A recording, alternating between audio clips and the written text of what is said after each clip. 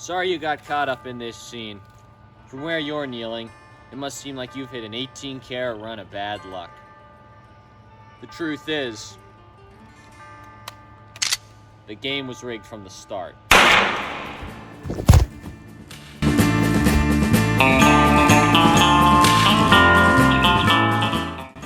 When the idea of a ghost town pops into your head, what image appears? Probably some old dusty saloon, some wooden buildings, two cowboys dueling it outside on the street, and gamblers inside betting their money away.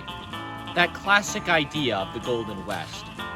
Yet, the real West wasn't built on cowboys and Indians. It was built on mining towns. Towns like Rhyolite, Nevada. Founded in 1905 during a gold rush, the town of Rhyolite appeared and vanished like a spark on the history of the American West. A train line ran to the town from Salt Lake City in 1907. Founded around the Montgomery Shoshone mine, newspapers from around the country reported great promise at the mine in Rhyolite.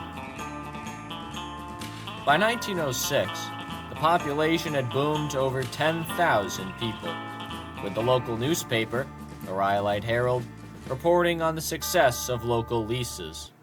Yet by 1911, just 6 years after the town's founding, Rhyolite, Nevada was almost completely abandoned. By 1910, company officials had become suspicious of the profitability of the Montgomery Shoshone mine. An inspector was sent to tell whether the mine was actually turning a profit. The results? Very little profit was to be found in the mine at Rhyolite. The Montgomery Shoshone mine had been the heart of the town of Rhyolite, and yet it had now been found unprofitable, and the town itself was now clinging to life. As the mine dried up, people left. By the 1920s, the spot had become a tourist destination for people wanting to visit ghost towns.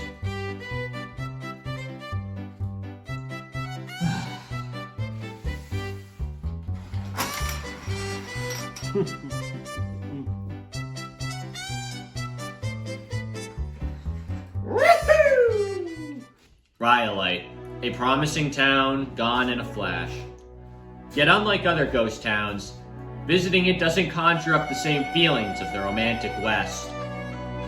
Instead, the old concrete ruins of an industrial town leave an unsettling atmosphere behind. Located beneath grim and bare mountains in an inhospitable landscape, Rhyolite represents the very furthest industrialization could be pushed.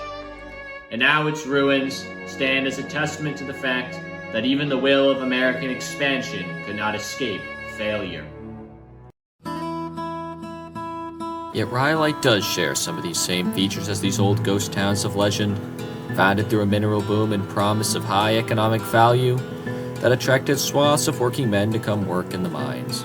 It was also marked by lots of consumption, the key example of which being a house in Rhyolite and other places being made out of beer bottles. No, I don't have a picture. Also, for the record, Rhyolite's house made out of beer bottles came first. As Americans, we grow up with the stories of ghost towns being a key part of our culture. From the myths of their founding, to the tall tales of the good, the bad, and the ugly that accompany the violence and raucousness of these places.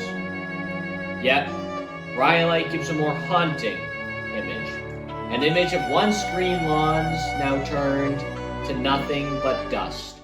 A place built of concrete and bearing all the merits of the modern industrial town. It shows us that even in the shining story of American expansion, its trail is still riddled with that of failures. The ruins of our failures still dot the desert landscape. When we tried and failed to push civilization to its limits, and the promise of opportunity that dried up, it shows the ugly side of the American dream. The ones who didn't quite make it. Over 10,000 people used to live here, but now it's a ghost town.